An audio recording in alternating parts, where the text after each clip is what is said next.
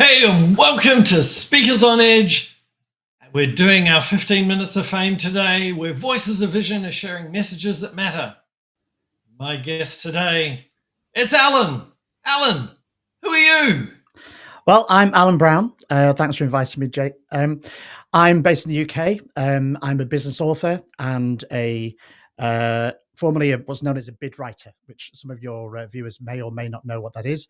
But basically, my book is about making language clear, not clever, and winning more business because of it.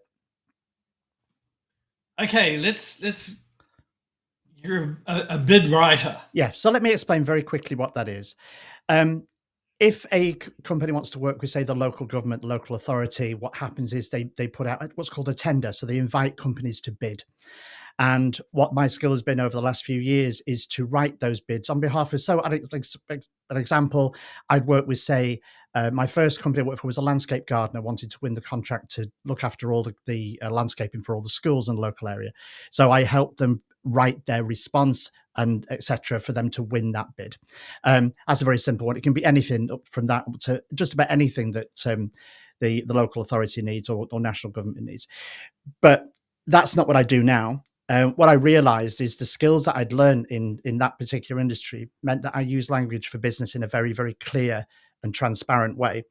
And the reason for writing the book is to explain to businesses how that if they're clearer in what they say, then and they think about their customer more in the words they use, they will win more business. So that's why $1 million words. To put this in context, my words working with my clients over the last 4 years, I've earned my clients £170 million, so over $200 million in the last 4 years. That's a nice small amount. I wish it was coming to me. You understand? It doesn't come to me, but it is a reflection of the approach that I take. I can give you a couple of simple examples if you wish. So often we will see on websites, we will see brochures, we will see quotes, and I'll talk about quotes in a second, where companies will list what they do. And what they miss is that businesses aren't in the business of what they do. What they're in the business of is what it means to their customers. So I ask my clients to do two things, and again, it's detailed in the book, which is ask a question. You write down everything you do as a company. That's everything from a shop to an online coach, etc. Write down everything that you do. And then after every single thing, Jake, you say, so what? Because that's the customer asking that question. So what? And then there is a really simple way of answering that question. And these, which is with 3 words, these 3 words have quite literally earned my clients millions of pounds. And those 3 words are, which means that. So when you write something down that your company does, your business does, or as an entrepreneur, you're setting up, this is something you do, try adding which means that after it and answer that question. Because when you answer it, it's about the client. If you can't answer it with a which means that, do you know what? It probably shouldn't be there. And that's the start. That's the basis of writing things on every part of or talking about your business or writing about it in a way that's all about the client or the customer, not about you. We all fall into that. Well, what do you do? And we talk about what we do. We don't talk about necessarily how it benefits the customers. And if you're really not sure how what you do benefits your customers, ask them. Because if you ask one of your customers, why do you work with us? Why do you like our product? Why do you like our service? They won't come back to you with a list of the bullet points that are on your brochure or your website. They'll come back with the reasons it works for them, the problem it solves, the difference it makes. And that is gold. That's the information that you should be feeding back to your new customers to say, we do this, which means that, and that which means that is how that helps you. And that is really clear, literally $1 million words, Jake. But I want it about me. Yes, well, that is a danger.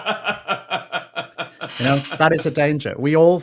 I mean, I'll be honest with the viewers here and the listeners. It's a very much easier thing to do for somebody else and guide than it is to do for yourself. We all fall into this trap.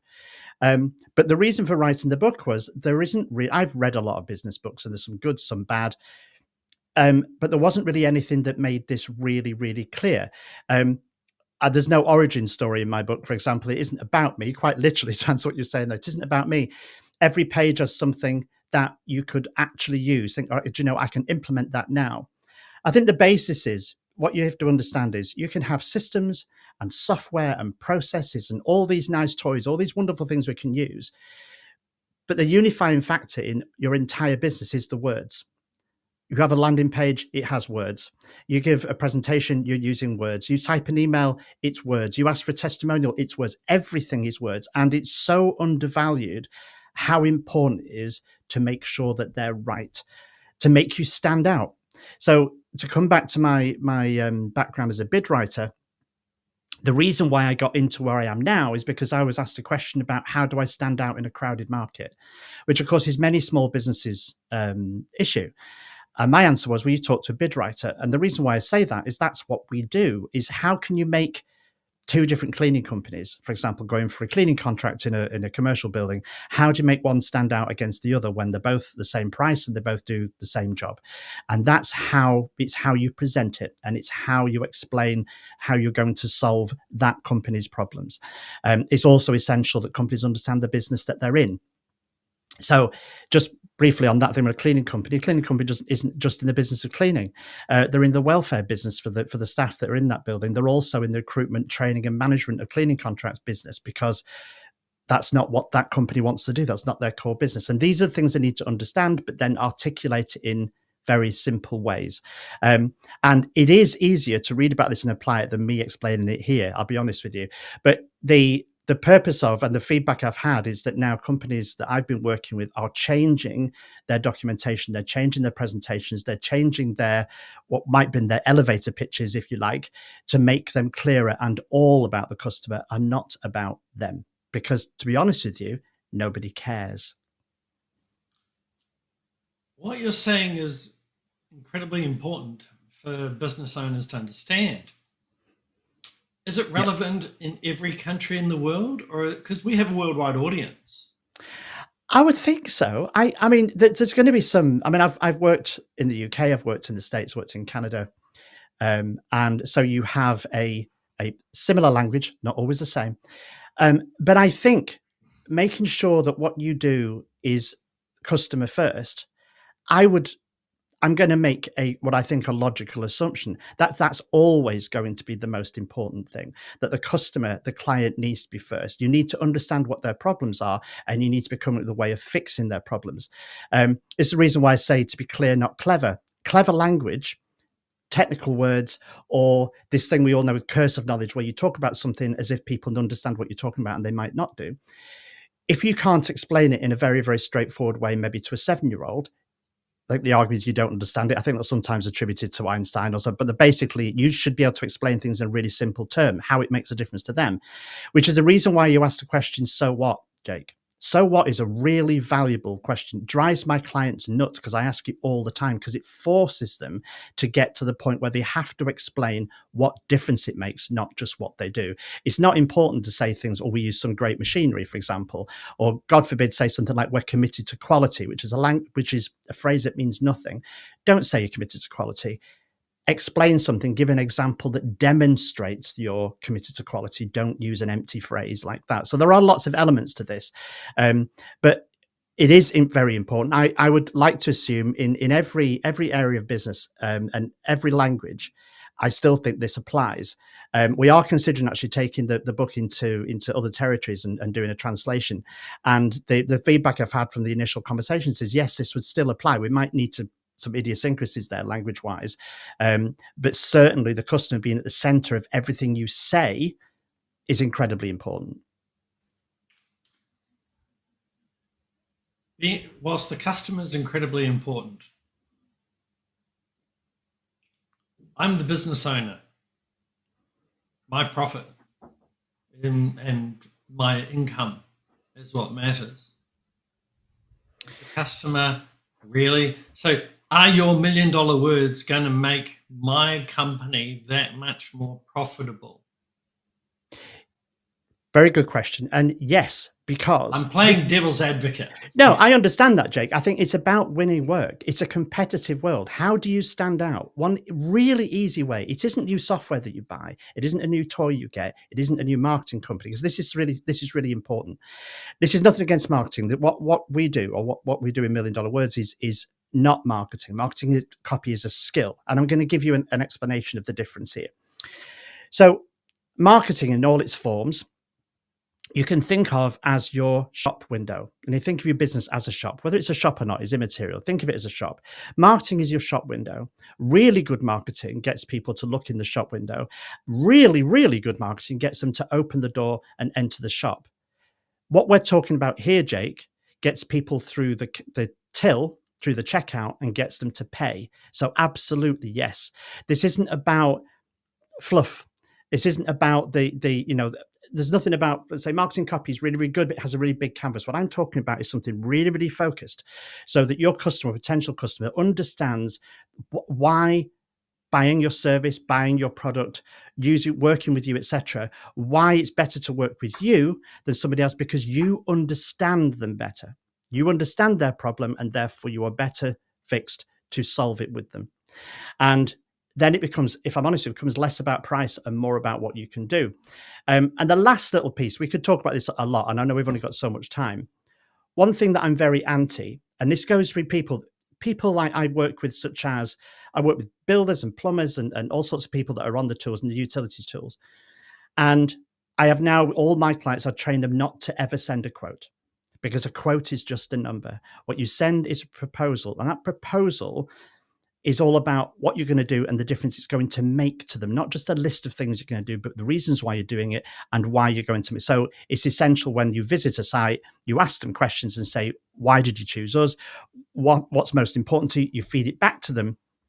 There's some other things which are kind of detailed in the book.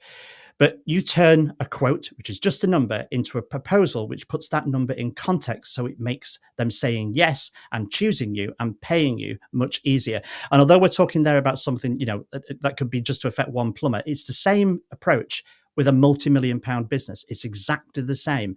You have to be about the service. You have to be about the product as it means to them.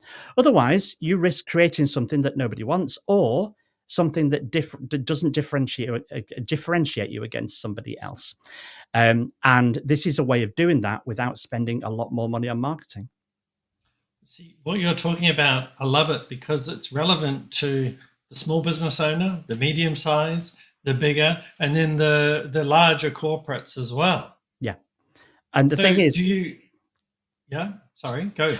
All I was going to say, Jake, was that this is something that small companies can implement much easier, much quicker. Larger companies respond very, very slowly, just because of the way that they operate, the dependency on marketing and channels, etc., and the decision-making process. So as a small company now, certainly with the use of the internet, etc., you can really make a difference here. You can do something really quite smart. You can differentiate yourself from a large company and win against them just because of the fact that you understand your client better than they do. That's an oversimplification. I appreciate different markets work differently. But the fact of the matter is, implementing change of words is effectively free. It's easy to do. Getting it right takes some time and there's some work. But I'll be honest with you, obviously I'm biased, but if you were to get my book, I guarantee within a month, you would transform elements of your business and your message. Absolutely guaranteed. That's a pretty powerful guarantee. It is. It is, because as soon as you start looking through, this isn't about a dollar or pound or other revenue that you can't guarantee. But what you will do is transform the way you talk about your business and the way you describe your business and the way you use words to win work. That you can change, and that will dramatically change. That I can guarantee. The rest then is down to you. You have to be good at what you do, and you have to price things correctly, etc. But the power of words is not to be underestimated. I think normally when you have this conversation, people sit back, and I'm hoping, Jake, you've done the same. Do you know, that's so obvious? It is really obvious, but it's not done. It really isn't done at all. And this is something, if anybody talks to anybody, if they know a bid writer, they will pretty much echo what I've been saying. All I've decided to do is repurpose my skills and broaden the scope for people to get my experience and use that for their own business, regardless of what they're doing. And this is the power of our 15 minutes of fame segment, is we're giving people the opportunity to use their words, to get their message out there. And that's why we have our tagline is Voices of Vision, sharing messages that matter. Absolutely. And it's what drew me to Because- this in the first place, I'll be honest. Oh, good. I'm very pleased about that. That was one of my ideas. Oh, very good. Yeah, I'll just boost my ego here. Look, Alan, this is amazing. Where can people find out more about you and the $1 Million Words? So $1 Million Words is available on Amazon worldwide. So we type in $1 Million Words, it will come up. There is one other book called $1 Million Words, but it's out of print by Seth Godin. Or you can go to my web address, which is milliondollarwords.info, INFO. And there you can download the first 3 chapters for free as a free gift for watching this this podcast. Yes, sorry, losing my words there. For watching this and giving you time. Yeah, you can download the first 3 chapters. It'll give you a good taste of what this is all about. There are some real gems in there. And then if it resonates with you, you can then choose to buy the rest of the book. Excellent. And are you available for consulting? Yes, I am. This is what I do now. So what I do now is I take this approach into businesses now to transform them. My aim is to transform them in a month, transform their communication about their products and services to their customers within a month. So yeah, and that I work with very small companies and startups and some very large ones. Not corporates. We're not going to corporates because they won't listen. But for some double digit, I'm just being honest. This is a world I came from. I came from corporate. I know how difficult it is. But from a startup to an established business, we can make real inroads and real changes. So yes, I'm available for that. Excellent. Thank you so much for that. Well, you'll also be on our website, on our Speakers on Edge website, on the 15 Minutes of Fame page with your photo and a button linking to your website. So, wow. This is the end, which means that we'll see you on the next episode of Speakers on Edge and 15 Minutes of Fame. Bye. Bye. Thank you.